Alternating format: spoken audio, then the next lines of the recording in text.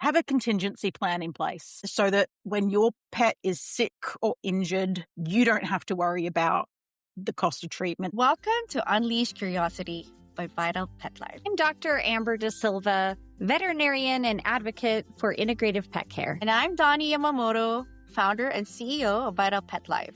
We're so glad you're here. This is a space where curiosity, compassion, and science converge, where we explore the powerful mind-body connection that supports your pet's health and your own. Each week, we'll dive deep into the world of pet wellness, breaking down myths, exploring ingredients, and learning from expert voices across the industry. From nutrition and sustainability to transparency and advocacy, we're here to help you feel more confident, connected, and informed in your care choices. Let's get into it, because when we know better, we do better. This is Unleash Curiosity. Welcome back to Vital Pet Life's Unleash Curiosity, where we help you give your pets the longest, healthiest life possible. I'm Donie Yamamoto, and as always, I'm joined by Dr. Amber De Silva. Today's guest is Dr. Karyn, the veterinary content creator and supervisor for Pango Vet, the parent company of Catster and Dogster. After 15 years in clinical practice, she retired from hands-on vet work in mid-2023 focus on writing and content creation. She's originally from Queensland, Australia. She graduated vet school in 2010, took a trip to the UK in 2012, and simply never left. She now lives in Cornwall with 5 cats and 4 dogs and co-hosts the feline podcast Chatty Cattys with her colleague. Welcome to the show. Dr. Karyn, welcome to the show. Thank you very much for having me. Very excited to be here. Yeah, we are too. So you went from clinical practice in Australia to the UK to becoming a digital content creator.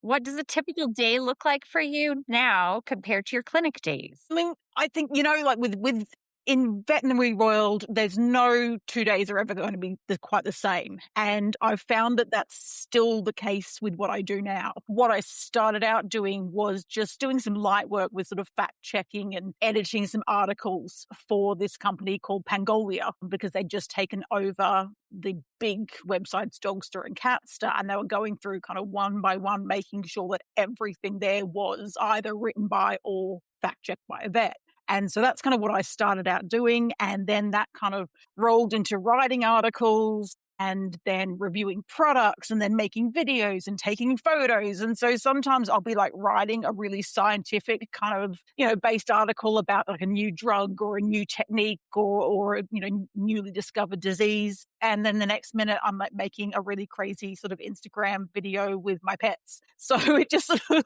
depends on kind of what we're working on, and we've also got our own podcast now as well that we've started up. So it's very varied. Yeah. Well, as a pet parent, like you have 5 cats and 4 dogs. How did that household come together, and what's the dynamic like? Everyone always assumes that me being the vet, that yes, I can understand why there's so many pets now, but actually it's husband who is the worst one. We actually met. He was working as a vet nurse at the practice I first was working at in the UK. He's from the UK as well. And so he had a couple of cats that he'd rescued, and he had a couple of Labradors, and he'd recently got an Irish Wolfhound, which was sort of like the dog that he'd always wanted. And on my side of things, I hadn't at that stage, I wasn't planning on staying in the UK. And except I kind of fell in love with this cat that got brought in to the practice. He was a stray. Oh, really? And he was just this dude, you get cats that just kind of like walk in and just kind of own the place. And that's what he was like. He was just relaxed and just like, yeah, cool, happy with whatever was going on. And I couldn't bear the thought of him sort of just going to one of the animal rescues. And I kept trying to get people to talk me out of it, and no one did. So I ended up adopting this cat that I called Clutch. So it's a foster fail then? Total foster fail. Then sort of Reese and I kind of merged households. And then one of my I had a cat still alive in Australia that my parents realized that, I don't think she's coming back. So they shipped her over to me as well. And when she passed away a couple of years after that, she was an older cat. And So then Reese surprises me with a kitten who I named after my granddad, and that's our cat Cyril. And then somehow another kitten came along after we moved to Cornwall. And it's just kind of gone from there. We've had another wolfhound in the mix there. Unfortunately, lost him to heart failure at a very young age, which is the giant breed curse, of course. We then again, a foster fail. I brought home a Chihuahua from my practice that needed rehoming. And within 24 hours, I knew that dog wasn't going anywhere. Oh my God. I've always been a cat person, except I've now discovered apparently I'm a Chihuahua person. It's like the best of both worlds. As long as you're okay with the loudness, like, oh my God, like I have 2 guys that have a Chihuahua mix. I mean, all dogs here in California has Chihuahua in them. They're kind of loud, like they're really like. Yeah. I don't need a doorbell. I really don't need a doorbell. Don't need to. So, but yeah, no, we unfortunately then the rescue Chihuahua passed away suddenly just over 3 years ago, which just broke me. Like, I've had pets all my life. I've lost cats, I've lost dogs, and this broke me. And so, of course, ended up with a little grief baby called Ned, who is just my soulmate, my spirit animal. We just do everything together. So we've got now 2 Chihuahuas. We've got still a Labrador who is like the OG pet in the household. That was the Reese's Labrador from the very beginning. She's seen all of the comings and goings. and yeah, so it's just it's a bit of a mixture of foster fails and rescues, and some that we've actually had from kittens or puppies as well. So it's a whole mix. Yeah. Well, that's great though. Like, I feel like it's a blessing that they found you and, they get to share like a piece of their lifetime with you. I mean, it's always been a gift, right? Yeah. Having animals in your life. Absolutely. Yeah. But yeah, I spend a large portion of my day just, feeding, picking up poop, vacuum cleaning. That's, so it is fortunate that I now work from home. Yeah. Lucky. I was just wondering if everybody gets along. It's one big happy family, or you have to separate some. Largely, yes. I mean, considering we do have 5 cats, and, my theory and advice has always been to people, because they are all indoor cats, which in the UK isn't very common, but that's what we do. I've always said, 1 tray per cat plus an extra one. Mm-hmm. But over time, we whittled down to like 3 big trays because they just would all share. They weren't used, we'd have just an empty tray, which is basically kind of a sign that even though these cats aren't related and they've all come in at different ages and life stages, they've formed a pretty cohesive family grouping that they're happy to share a tray. So that's been a huge thing. Like the fact that we've never had inappropriate urination or anything like that. We've got 2 females, 3 males, and we've never had issues with that. And I'd love to say that, yes, this is our secret, but generally our secret was just let them figure it out. Yeah. I think sometimes people try too hard to we've got to do this and this and this. And sometimes you do have to work a little bit at it. But I think a lot of the times sometimes you've got to let the fights happen. Mm. Yeah. That can be a difficult one to do.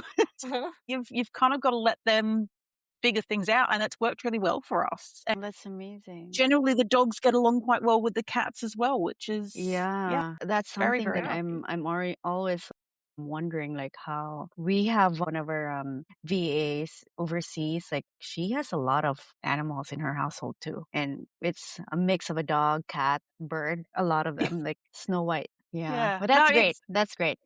A lot of it for us is just kind of being laid back about it. Yeah.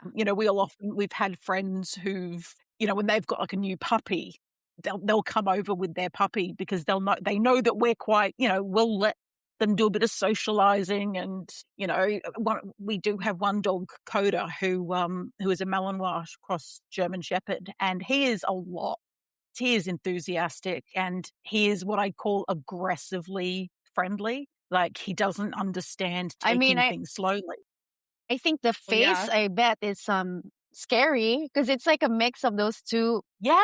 I mean, if you don't know him, you'd think, oh God, this is terrifying.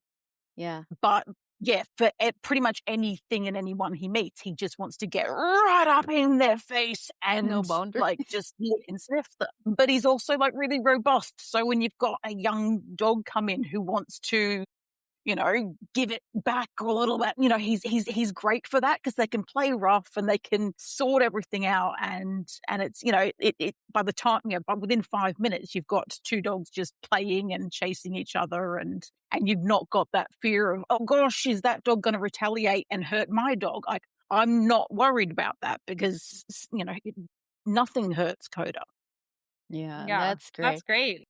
That's really great. I mean, it happened to us yesterday because like we're so worried about our little guy. Like we still don't know how to let him socialize because his way of socializing is like we know that it's a play nip, but he nips, and some pet parents are scared of that. Like, and we're so worried because we get like stares. So we just try not like on our walk. But yesterday we took him on a park by us. Tuxedo, of course, he's very social, but there's this like puppy, like a Australian cattle dog, like they're everywhere. He was just running around. I'm like, oh my god, like he's following us because he was off leash, and I'm like, oh no, Martin's gonna nip her or him because I don't know if it was a male or a female, but I was just like, don't, it's okay, don't, and I was looking for the owner because like. He was like wandering around. The owner was just there in the middle of like, it's okay. And I'm like, oh no, our dog's not okay. The classic "my dog's friendly." It's like, that's great. Yeah. Mine is, and it's such it's difficult, isn't it? Because you want people to be able to let their dogs off leash, but it's unless they can call their dog back, it's not a great idea. I think the recall too was I think he was just so enamored with the two dogs walking on leash, and he was really trying to. I'm like. But it turned out that, Martin was calm because I think the energy of the other dog was just like overpowering. So he doesn't know what to do. He was, instead of trying to be an alpha, he was like shocked that why is this dog following me around? So we're like, no, okay. we have the same thing happen with Coda, and he's just too much, and once he's in that excited state, you can't get through to him, you can't, once he's up there, there's no kind of trying to bring him back down. So to be honest, the majority of his socialization comes from, the fact that he lives with 3 other dogs. Yeah. And we usually take him to like a secure dog field so that I can let all of my dogs off. I know that they're secure and safe. I know that he's not going to go run up and harass some dog who doesn't want to be harassed. Yeah. And, I think that's less stressful for me, for him, for anybody else as well. And, that way if people do want to come over with their dogs, that's fine. Yeah. But it's, I think sometimes we do we want to be able to take our dogs places, but sometimes, not all dogs. Yeah, you just have to read the room, I guess. Like I've learned that. Like, but I think it also comes back to like how calm you are. Because I feel like when I'm really getting nervous, he gets nervous, and that's when like, okay, he's barking at all the other dogs. But yesterday I was just really trying to be calm because I don't know who owns this dog, like following us around. You know what? A cage muzzle will do wonders for you because you can relax. Like a lot of people don't like using muzzles, but it's like if you're worried that your dog might bite, popping a comfortable muzzle on them, oh my gosh, can just change it so much because it's like, oh, well, I know he can't, so that's cool. Yeah. So you relax and then they relax. So that's I think I've seen that. Like, what do they call that, Dr. Amber? Like the like We it's call a it a gentle muzzle here.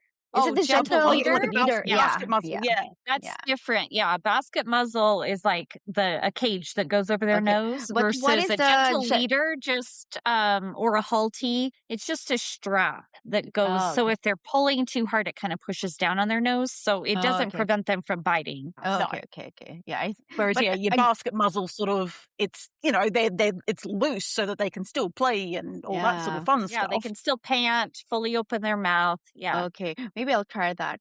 Again, I think it's his greeting. Like he tried, because he still nips the other guy, like Tuxedo. He nips his ankle for Tuxie to chase him. That's just how it is with him. He gets him riled up.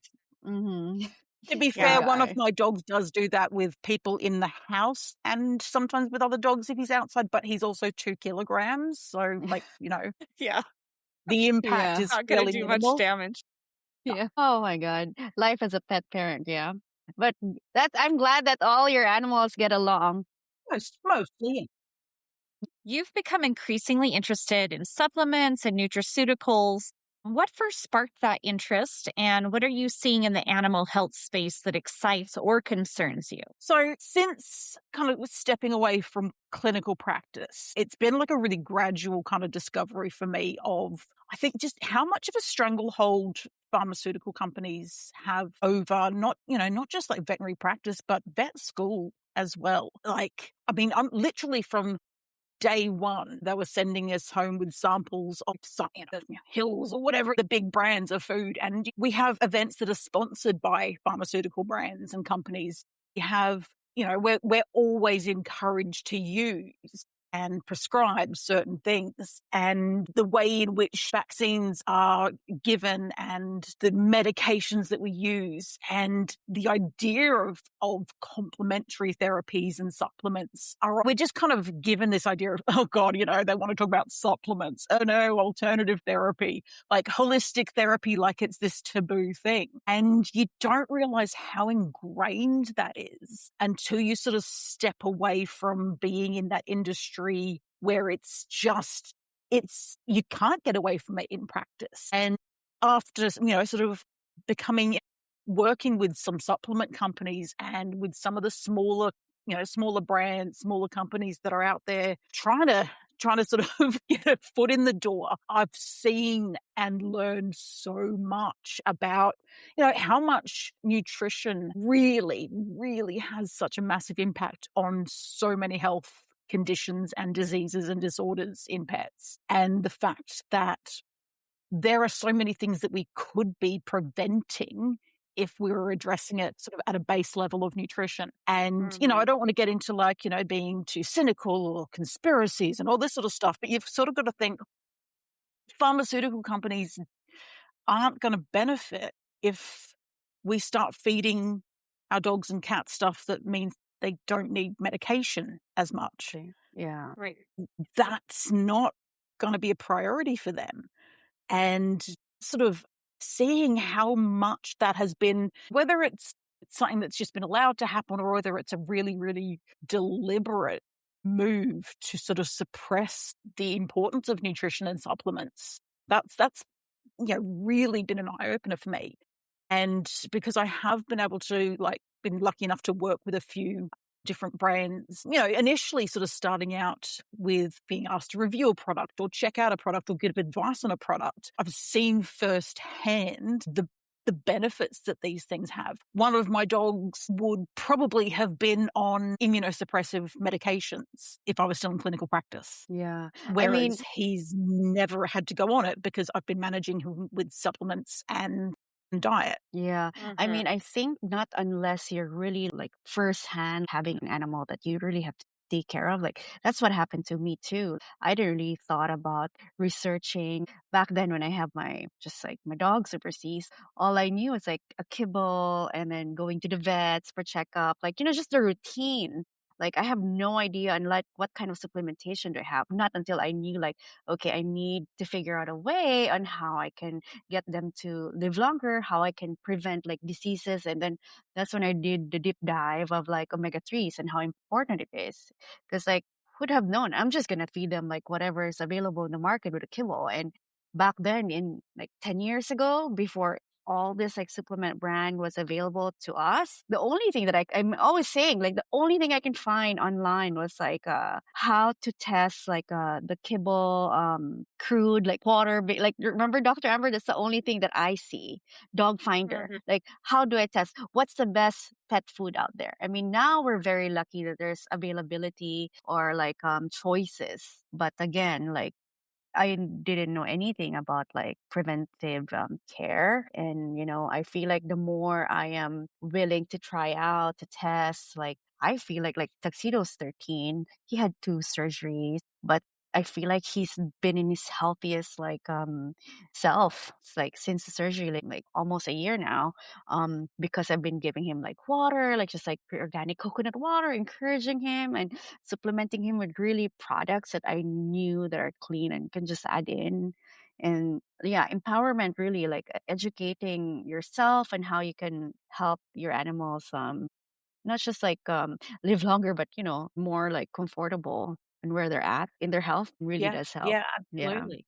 I mean, I think a lot of commercial pet foods are sort of founded on this idea of, making sure that pets are getting everything they need in terms of Yeah. nutritional value in a way that's kind of convenient and easy to store and easy to serve. But Hmm. I mean, just like with us, like Yeah. You don't want to be fresh eating whole like. foods are gonna be more digestible, they're gonna Hmm. be more compatible. But Hmm. I think, and we've got so ingrained, as you say, like with the I mean, don't get me wrong, I do feed my cats and dogs a dry kibble because you know Yeah. what? Yeah, it is so much easier and more convenient. Yeah. But Yeah. I also feed them fresh whole foods as well. Yeah. I don't Mhm. feed raw because,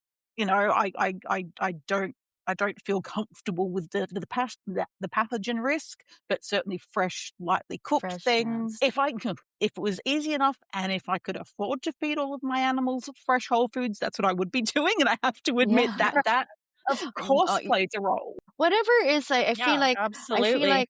it's like a balance. Like I mean, me and Dr. Amber talked about this a lot, like when we were just together in Global Pet, because we both have dogs that are have issues with bladder issues, and with Special tuxedo, needs like there, yeah. yeah. And I'm like, okay, should I cook the food? Like I'm thinking about buying a machine to cook the food, like easier just for the dog food. But I'm like, or should I just stick with the CD diet? Like, but I mean, we got lucky. We met a great company from New Zealand on the show. And I feel like they've got and it's also a differentiator for me as a pet owner to know who the people are behind the, product that I'm Yeah, buying. Because like I was able to ask yeah, him questions.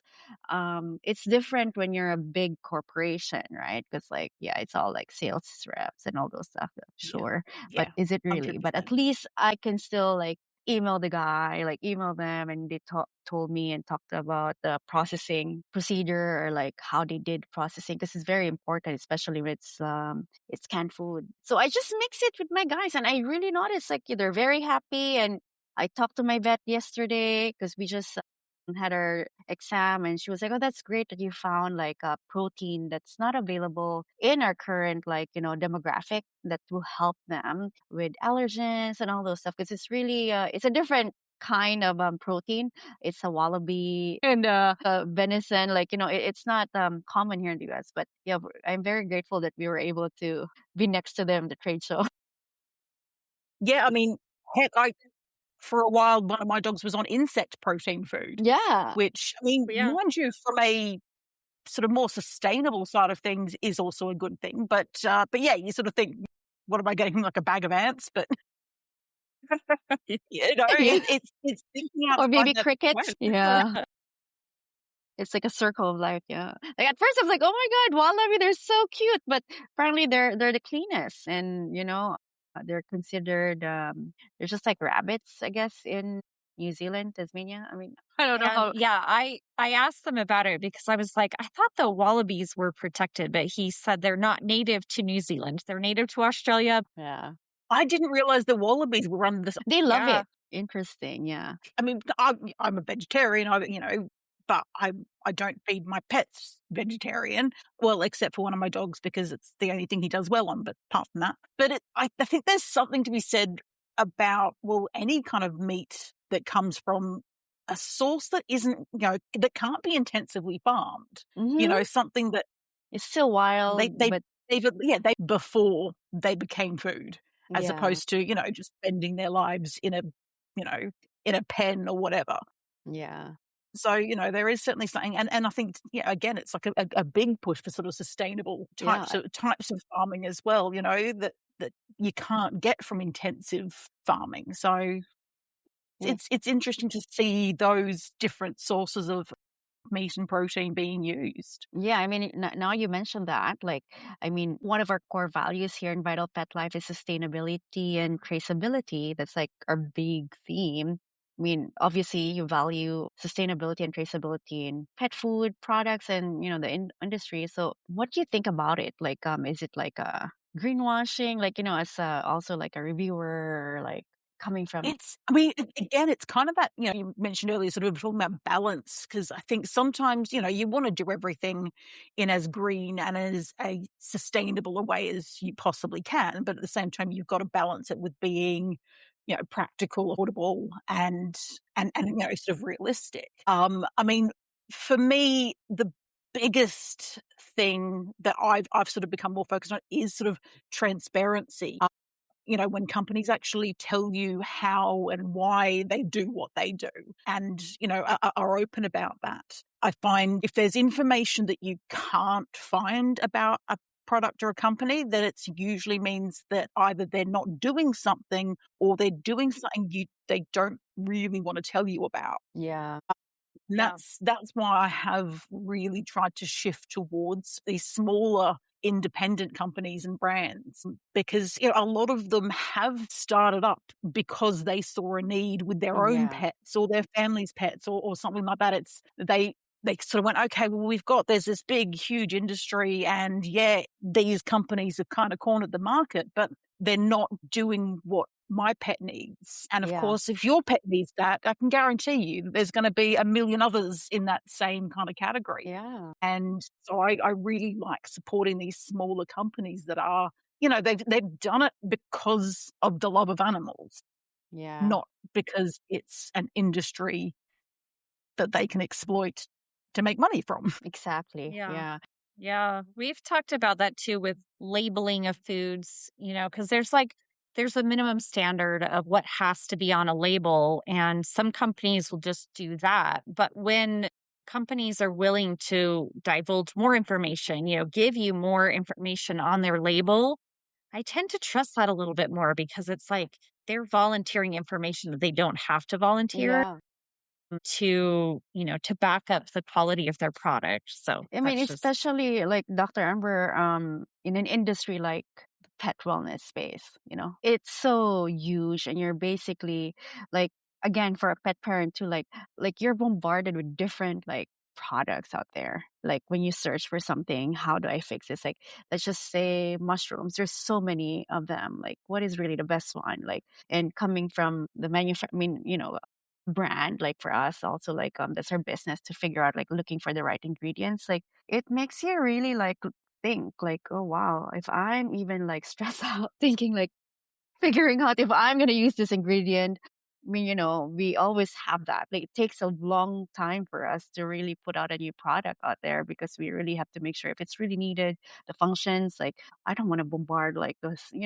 We go back in, like, think, okay, if it was me, do I really do I really need to take all this like necessary like ingredients in my product? Like, will it even like, help, or will it, you know? Think Yeah, like grain-free, for example. Some dogs are sensitive to gluten protein. and grain, all these sorts of things. Just same as sort of with humans. Just because some people are allergic or intolerant to it doesn't mean that it's a harmful ingredient in and of itself. But it's Mm-hmm. become like this, it became almost like a fad of, Yeah, oh, yes, I want to be gluten-free. It's like, it's yeah, not sugar. It's not harmful unless your body can't process it. And right. so there were everyone jumped on that bandwagon in human food and in pet food. It's like, oh yes, don't worry, it's grain free. It's like, well, yeah. grain can be beneficial to dogs, and What you know, was there was a controversial, like they said that it's the grain free food causes like heart issues in dogs. Was there's term, Doctor? yeah, there was some research a few years back. Well, there was some concerns that Mm-hmm. certain grain-free foods that were perhaps heavier in certain like legumes, peas, that kind of thing, that were relying on pea protein and these sorts of ingredients may have been predisposing dogs to dilated cardiomyopathy. Since that concern was raised there, well, I won't say that it's been disproven, but there hasn't been sufficient evidence to Evidence, support it either. yeah. But also I think like the FDA has sort of gone, yeah, we're not concerned about it. I'm not sure. It doesn't sound as reassuring as I think it's supposed to. Mm-hmm. I Yeah. think there is potential risk there if your dog isn't getting the right nutrients Nutrition, in the right form. Yeah. Things like, we know taurine is super, super essential for cats. It's an essential nutrient for them. Dogs, need taurine as well, but they can generally, they produce it themselves, but that doesn't mean that they don't need it in their diet. And I think that's sort of an area that was kind of being lost. And it's this idea of, oh, well, as long as it's got X amount of protein, we're fine. But protein isn't protein. It needs to be the right type of protein. And we know that different types of proteins can have effect not just on function and health, but also behavior, particularly with dogs. So you can't just get rid of that particular ingredient and swap in something else just because it ticks gets the figures balanced. And I think that's what we still have to be really careful with. If your dog needs a grain-free diet, great. Look into it and make sure you're getting one that is still going to give them everything they need. But your dog doesn't have to be on a grain-free diet if it doesn't have a problem with grains, if that makes sense. Yeah. Yeah. Yeah. That's so true. Yeah. And I really think it's easy to jump on those bandwagons, but it's hard to really identify like this is what caused it because real life is so variable. I mean, what kind of cleaners are you using in your house? Yeah. Are you spraying, fertilizer on your lawn? Like what kind of air quality, what kind of water quality? Like there's so many different things that goes into nutrition and just daily life that you're exposed to and our dogs are exposed to that it's very, very difficult just to say, oh, the Yeah, grains are the pinpoint. problem or Yeah. So I think we just have to kind of evaluate the whole lifestyle. Yeah. Yeah, I mean, you both said you've got dogs with like urinary Urinary, issues. yeah. And I mean, probably again, a lot of the producers of the prescription diets probably aren't all that keen for you to examine the mineral content of your water. Yeah. And it's, whether or not you're in a hard or soft water area has to make, I think, a fairly significant different, Yeah. impact on whether or not animals sort of end up getting uroliths and things Yeah. like that.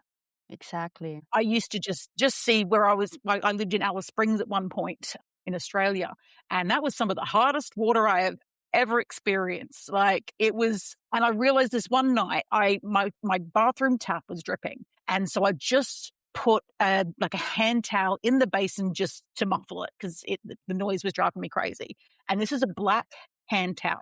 Now, when black fabric gets bleached and goes red? Yeah. This hand towel was half red by morning. Wow. And I'm Oh my like, gosh. can't be good. I mean, I wasn't drinking the water because it tasted awful as well. But I mean, Yeah. what it does to you, Yeah. your hair, your skin. I almost completely lost all of my curls in that period of time. Like, Wow, that's and crazy. now I'm in Cornwall with some of the softest water on the planet, honestly. And I bet it's you very can't really, that clean. doesn't have an impact. I Yeah. mean, I think with Dr. Amber, you still get really clean water. I mean, I'm in the city, LA, like, I don't even know, but we do have our reverse osmosis. I really make sure that it's really clean. Kyle and I Yeah. test My water here is very hard and we use it for cooking and stuff, like if we're boiling noodles or whatever, but we don't drink Yeah. the tap water. We actually have a Yeah, we don't. home steam distiller. We drink distilled water and we've Yeah. drunk it for years and years because we just Yeah. can't stand the taste of the hard water. And Yeah. you can smell, like once you get used to like really clean water, you can Yeah. start to smell like It's the different. chlorine in the tap Yeah. coming out. I mean, I understand, like you don't want pathogens in your water, but it's just like, what is that chlorine doing to your microbiome too? Exactly. It tastes horrible and who knows what it's doing, even in small, small amounts over years and years. Yeah. I mean, again, little changes really does help. And again, research and questioning, what's out there. Yeah. Yeah, absolutely. Absolutely. And I mean, for me personally, and that's one of the main things that I, again, love about my job, apart from the fact that I get to help pets and pet owners without having to emotionally engage with them directly. Yes. I'm really proud of the fact that if people go to like Catster or Dogster or Pango Vet, which is another one of our companies, our websites, that they can, because people are always going to Google, people are Yeah. always going to Google. You see Dr. it all the time. Google. Yeah, of course. And I like that they can access reliable, properly researched information. And I feel really lucky because like my editors don't edit me too much. I do feel strongly about certain things, Need to be with out ethics there. and welfare, Yeah.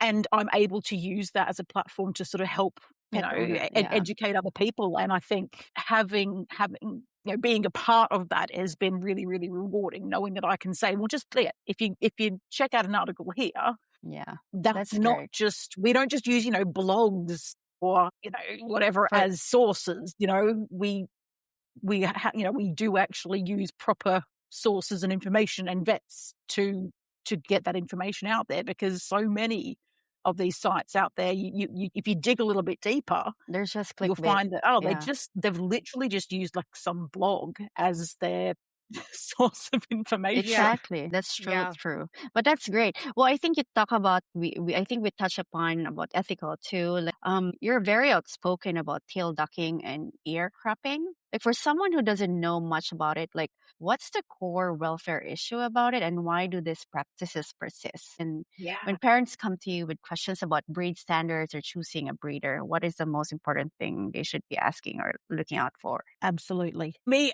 again, grown up in and living in countries where ear cropping has been banned, well, forever, really. And tail docking has been banned sort of in the past decade or so. The crux of it is that neither of those procedures are medically necessary. Tail docking is sometimes needed in the case where if there is a tail injury, and it is approved in countries like the UK for certain breeds in certain lines of work. What a lot of people don't realize is that probably the majority of tail tip injuries in sort of hunting dogs, gun dogs, that kind of work usually happens because they're kennelled. It's not that they're catching their tails when they're out working. It's because they come home and they're housed in a kennel and they hit their tail on the wall. And of course, and the problem is that the tail tip doesn't have a lot of sensation. Oh, So okay. that dog is merrily wagging its tail, and it is a And it bloodbath. Okay. Yeah, like, honestly, and I it didn't is know that. also one. Yeah, that's the nerves of sensation stop sort of almost halfway along the tail length, so they can Okay. have an injury at the end of that tail, and they don't know, they don't care, they're just wagging it all over the house, and people come home and it's just like, oh my gosh, somebody's been murdered in here. Yeah, it's a crime scene. Really? And the other trouble is trying to just, heal that wound is just as difficult, because trying to get a bandage to stay on a tail tip is quite a feat. Dr. Amber, I assume you've probably had that same fun journey of like, let's see if they can get to the car park before they flick it off. And honestly, so half the time, well, probably more than half the time, you end up having to amputate like 2/3 of the length of that tail, because if you leave too much, then they're just going to keep re-injuring that wound. But I would also say that I've operated on a lot of animals, and I would never have said that I have amputated so many tails, they need to just dock them. It's not that common that it should be a default thing to do. It shouldn't be a preventive surgery. Right. In breeds that have tail docking as the standard, most of the time it's performed within the first 5 days. 3 to 5 days, and rarely by a vet. Usually just a little snip by the breeder. And they say, oh, they don't feel it. Well, are you sure? Because you're cutting it down there where there are plenty of nerves still. So, at the end of the day, you're amputating a part of their body for human preference, human convenience. Beautification. And when it comes to ear cropping, it's the fact that it is still done by and loved by people who love their dogs. Really? And people are weirdly passionate about ear cropping. What the heck? I don't understand it.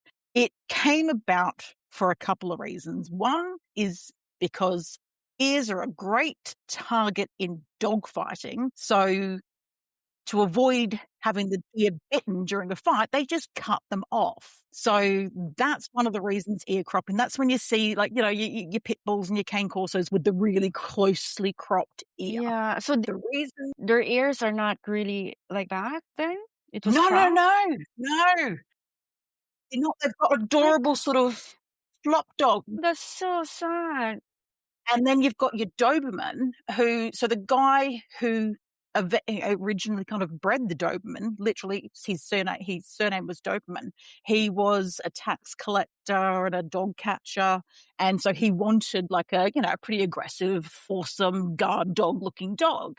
And he was trying to get something with these pricked up ears and he couldn't get it. And around that time, a treatment occasionally for chronic ear infections was cutting part of the ear away. But that was before we had antibiotics and eardrops.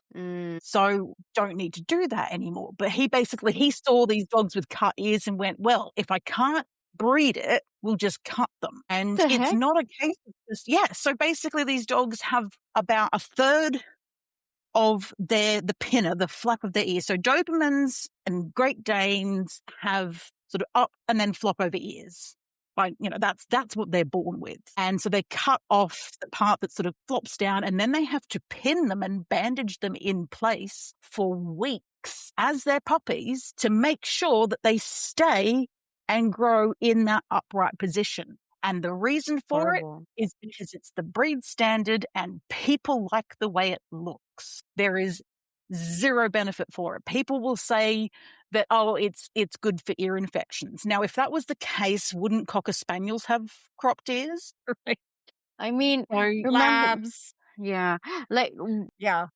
Who was that? Like, I'm hoping that could be something that, animal advocacy or, government can say no to that. Like, remember Wasn't it illegal in the UK?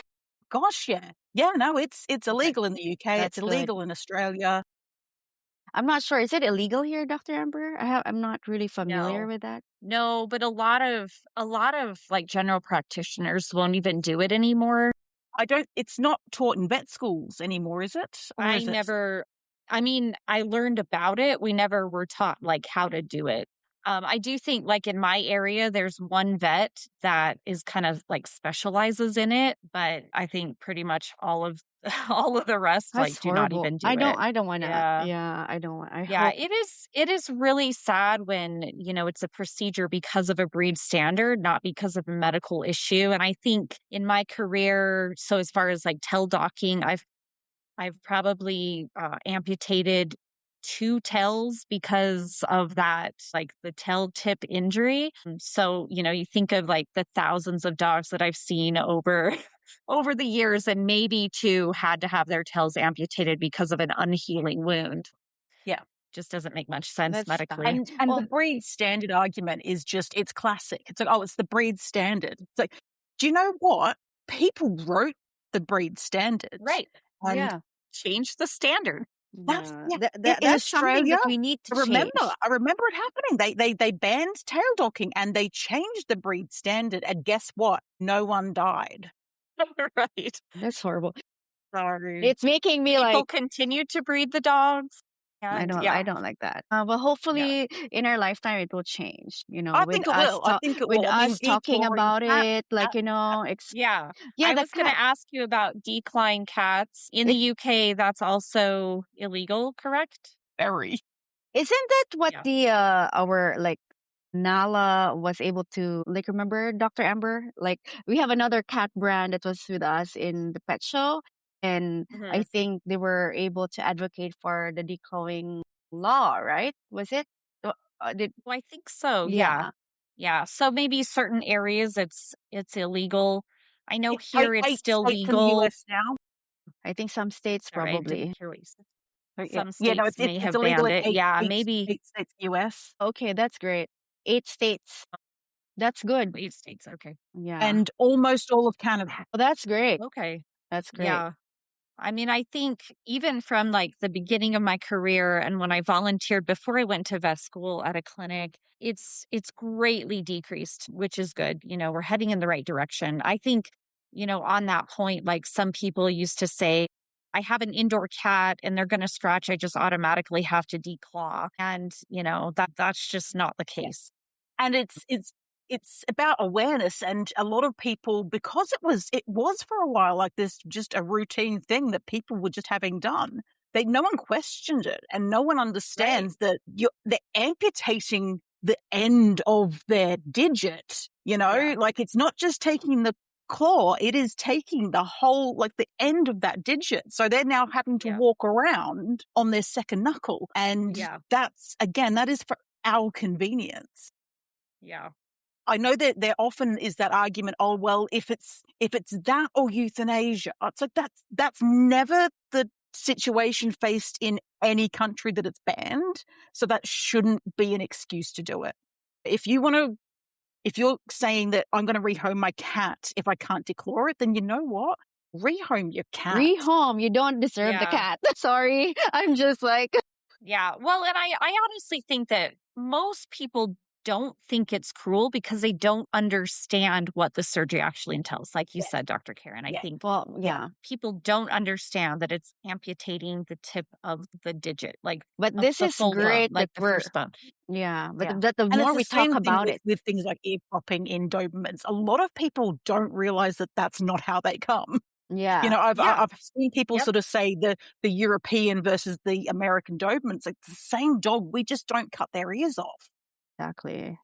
But Yeah. at least Exactly. now if people can just like understand the whole issue on all this like things, they can pretty much like decide like, okay, I'm basically not Yeah, doing it yeah. for their sake. Yeah. It's not really And needed.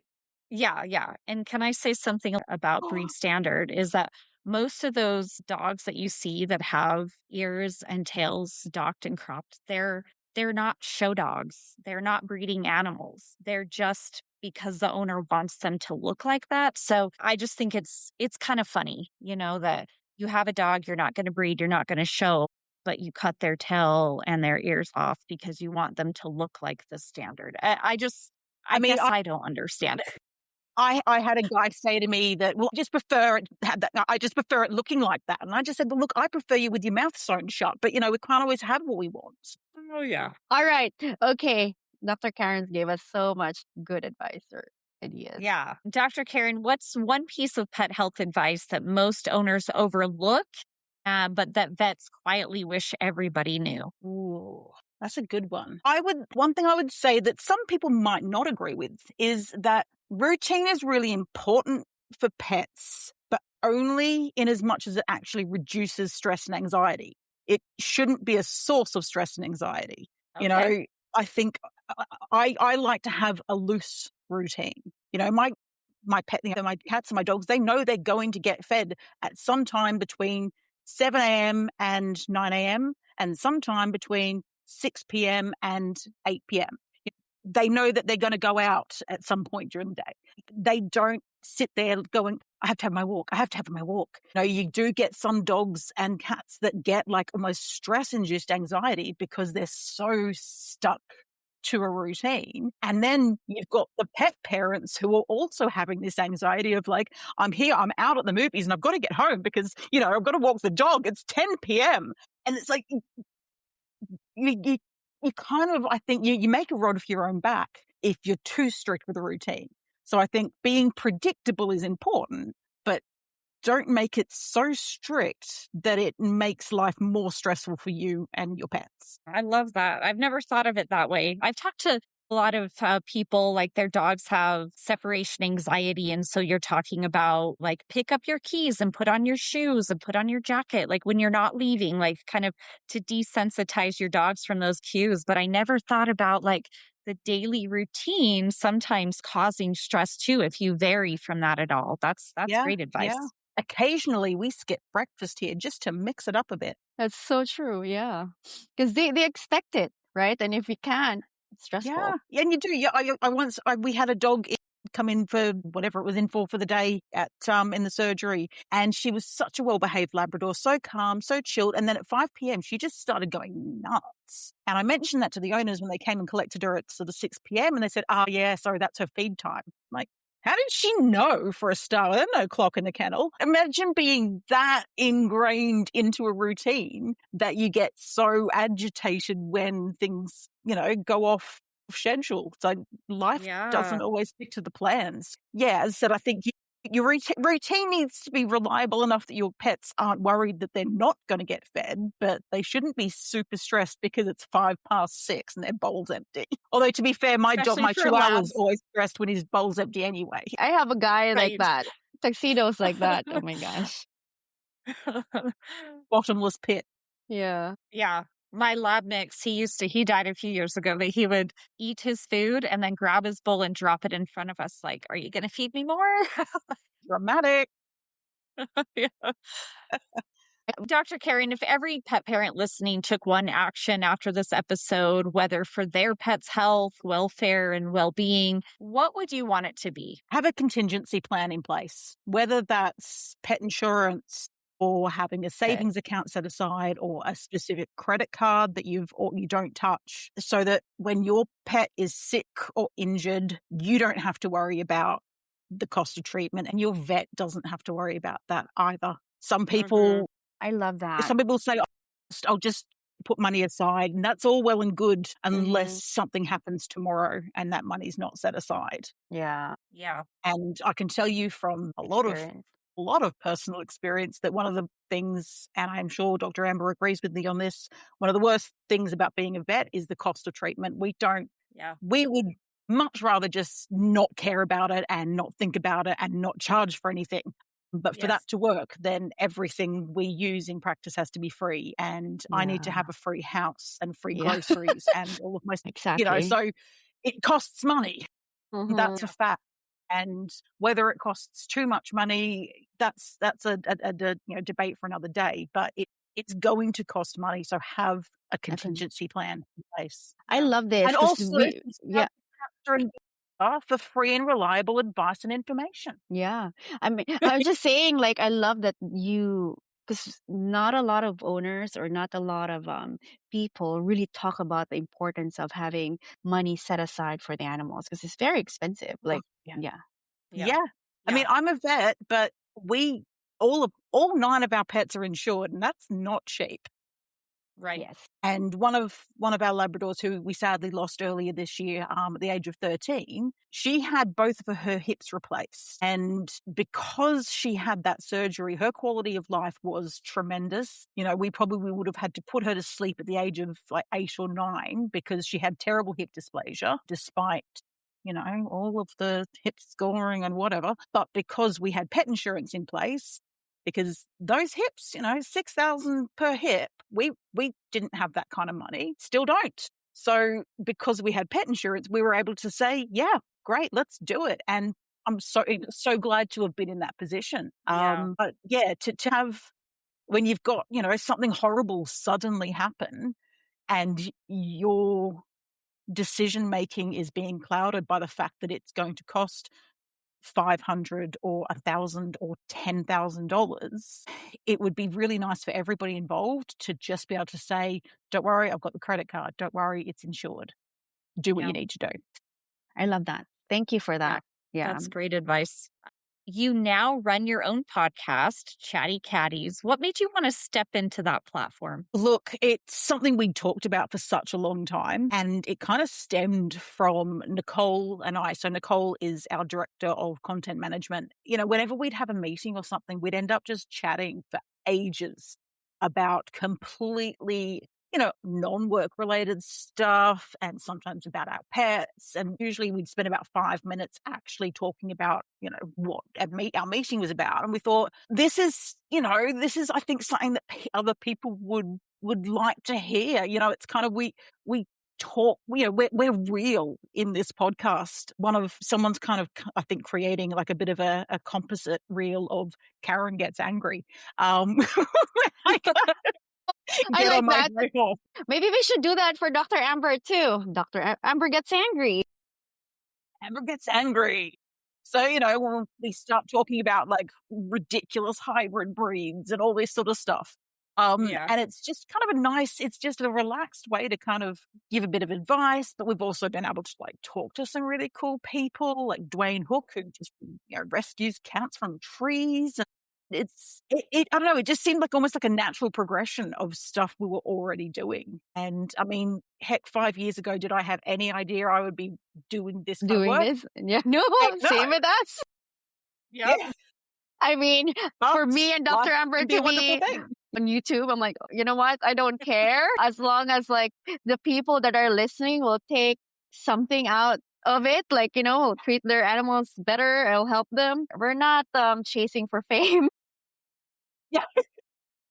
Put out like good, we just want to help, with, yeah, that's great. You have these conversations, you think, we've talked about some really interesting topics or something really important or really Yeah, valuable, and sort of think, other people would like, I'm sure other people would want to hear this.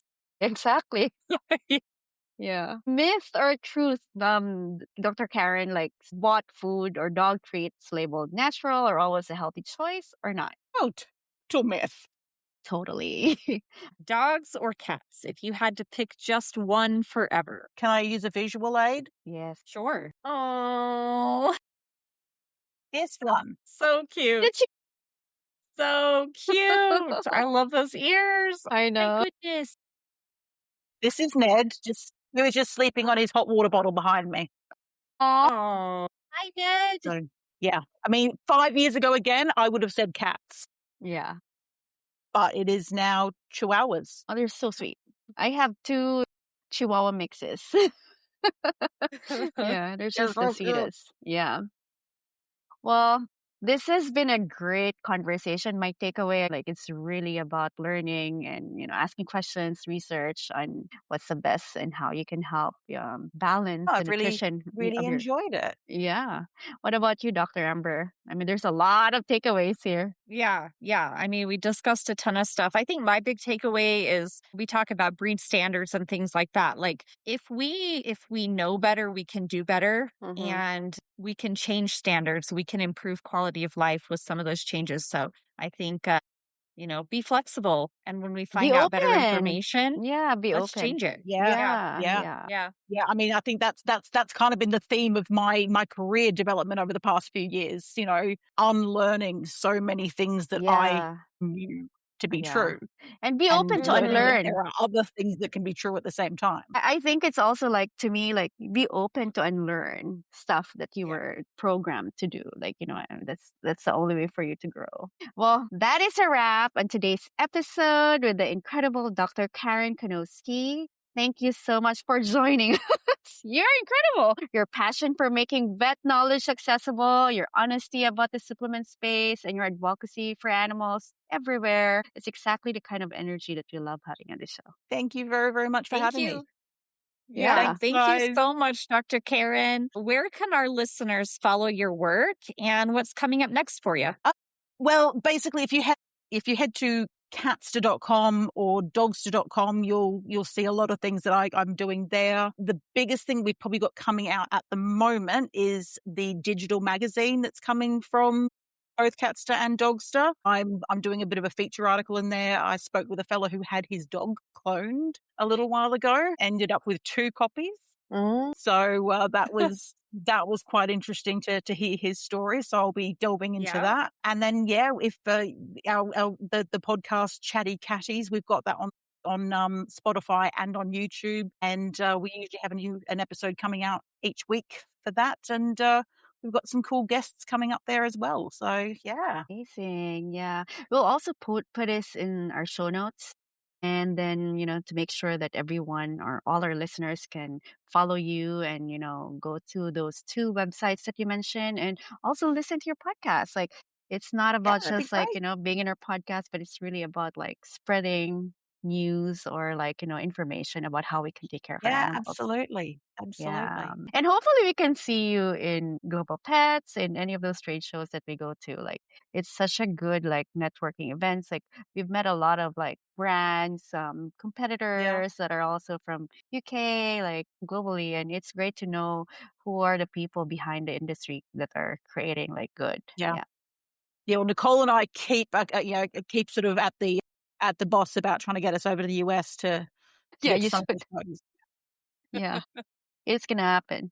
Okay, if today's episode resonated with you, please leave us a review, share it with a fellow pet parent, and subscribe so you will never miss an episode of Unleash Curiosity by Vital Pet Life. We'll be back with another conversation to help you give your pets the best life possible. You can email us at podcast@vitalpetlife.com or tag @vitalpetlife on social media. We'd love to share your insights with our listeners and viewers in a future episode. Until next time, take care of yourselves and take care of your animals.